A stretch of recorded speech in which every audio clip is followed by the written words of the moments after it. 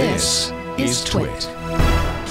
All right, let's talk a little bit about the Pocket Casts deal, because podcasts. That's appropriate as well. Does this make this meta? Kind of, yeah. It's a podcast about the super Pocket meta, Cast actually. If you're listening to this on Pocket Casts, it's very meta. It is.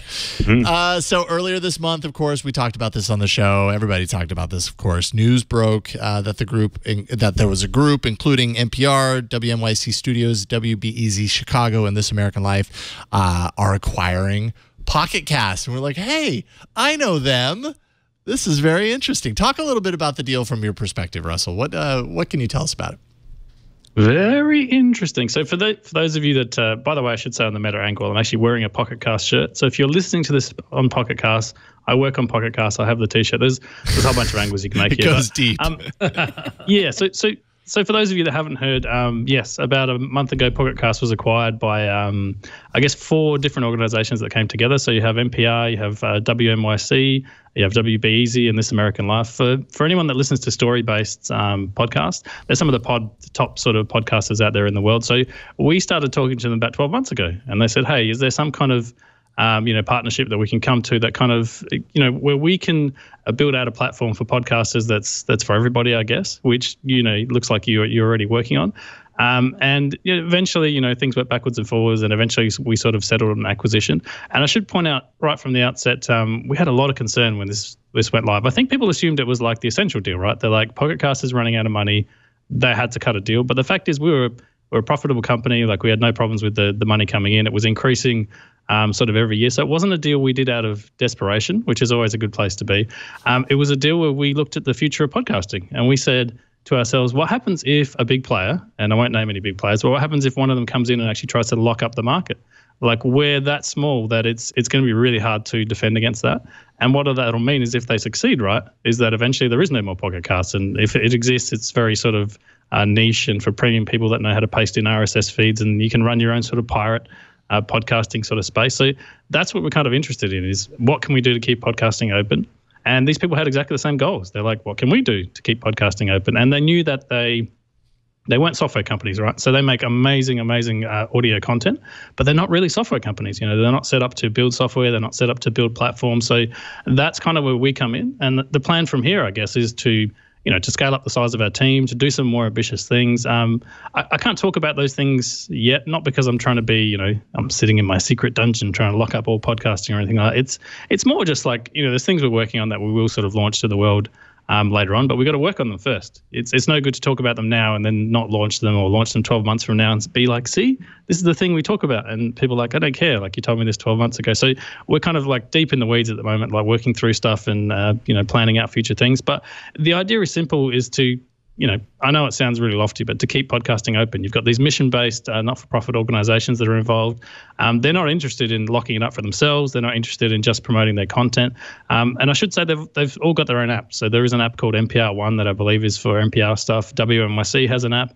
You can go and get the This American Life app. Those things exist. That's how they promote their content, and that's where you exclusively get their content. But Pocket Cast is going to remain a podcasting app for the entire industry. So it's not just for those 4 players. They're not interested in, kicking all the twits of the world out and stuff. It's about making podcasting better for everybody. And I guess I know this sounds really lofty and weird, but this is the phrase that kept coming up in all the meetings that we had, is that a rising tide floats all boats. And that's kind of what we're aiming for. Like, if we can make podcasting better, if we can give producers better tools, if we can, give the listeners a better experience overall, then you can kind of lift the standard for everybody, not just the people that purchased us, I guess. Does that make some sense? Yeah, it makes a lot of sense. So when I heard about this, the kind of the collective group, NPR, WNYC, WBEZ, and This American Life, I don't know if that's leaving anyone out. One question I had about that, and maybe you're the wrong person to ask about this because they approached you, but how did they come together on this? Like, how did that decision happen, that they all decided this is the next step that we want to take in the world of podcasts? We've got our individual efforts, but we want to come together, the 4 of us, and then that turns into an acquisition of Pocket Casts. Do you have any insight into that?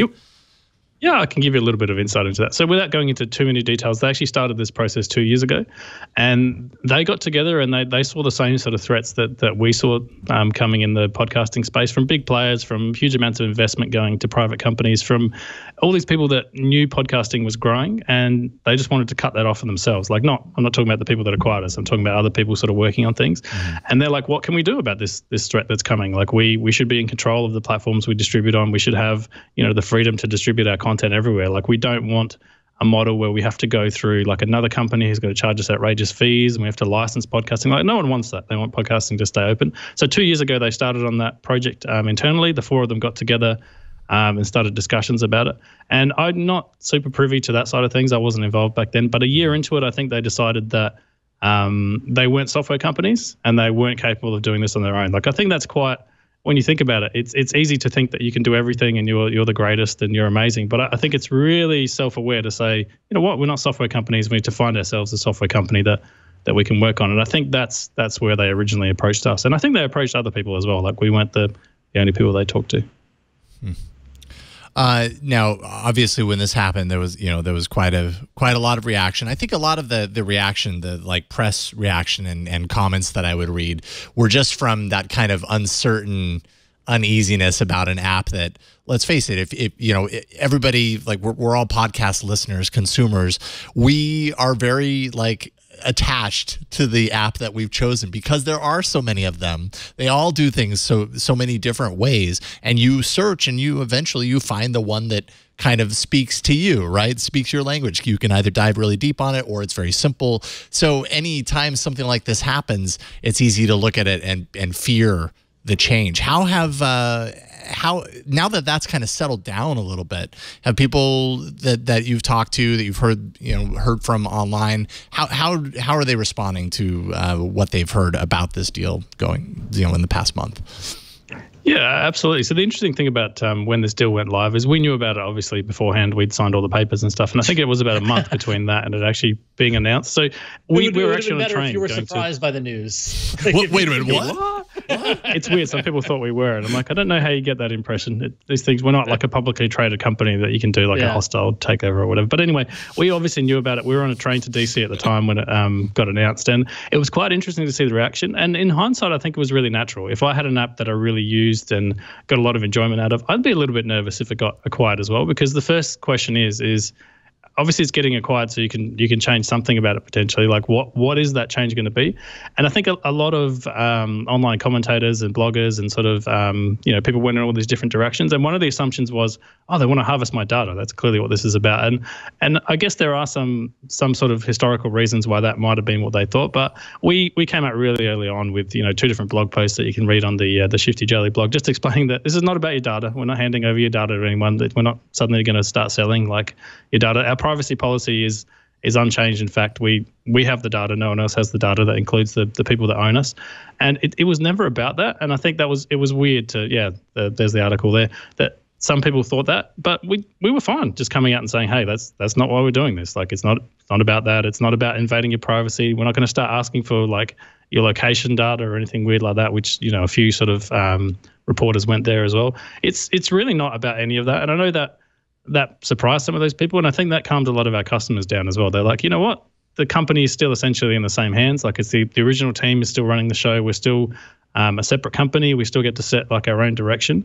We're just kind of working, I guess, in partnership with them. So potentially where we have some aligned goals for, things we want to see, like open podcasting, for example, then we can work together, towards those things. And where some of our goals aren't aligned, like where potentially NPR wants to do stuff in the NPR One app, they can continue to do that. Our app is not replacing theirs. Their app is not replacing ours. We're not trying to look to do that sort of cross-promotional type thing. It's really just about, building the best podcasting app we can with hopefully more resources. We've got 4 new backers now, so we can start hiring people. We can do some more ambitious things and things that we've been planning for years that we've had on a whiteboard. I don't know if you've ever done this. You draw something on the whiteboard and you're like, actually, it's going to take like X amount of people and X amount of months. We can't afford to do that. Let's just shelve that one for later. So now we're hoping that we can actually, do some of that stuff going forward. So I think that to answer your final question, like the reaction has definitely died down now. I think after we published those blog posts, people realized that not a lot was changing, and it's still Pocket Cast at the end of the day, but hopefully made better over the next few years. Good. Yeah, there were some Twitter conversations that we were all tagged in where people were very skeptical of the acquisition, and the detour on the location data I thought was really odd. That was like a really specific thing that people zeroed in on. I was like, that's not my immediate thought. But my immediate thought was that, so Russell, you said that, part of the acquisition, the original team's still running things, everything, but you have a new CEO. Owen Grover is now the CEO of the new Pocket Cast company, and I saw a bunch of articles and kind of statements about not pursuing advertising as monetization and the maintaining the permissions and all the location stuff. But so what is the long-term business plan then? I mean, we just joked about, I would have paid you $9 a month for that, for the web service, right? So how much of Owen Grover coming on board as CEO, steering you guys, like how much of pressure is there to start turning a profit and driving towards monetization? And how do you even do that if you want an open platform and you're not going to harvest and sell location data and things like that? Yeah, no, that's a really good question. So the thing people assume, I think they've seen a lot of Wall Street style movies where a CEO gets installed and suddenly that CEO is like, they're evil and they're going to take down the company. We actually selected Owen. So the partners got together and they said, hey, look, we think you need someone who has experience in areas that you potentially don't. So in growing out a business to be bigger, in scaling up to hire more people. And they were right. We don't have a lot of experience in that regard.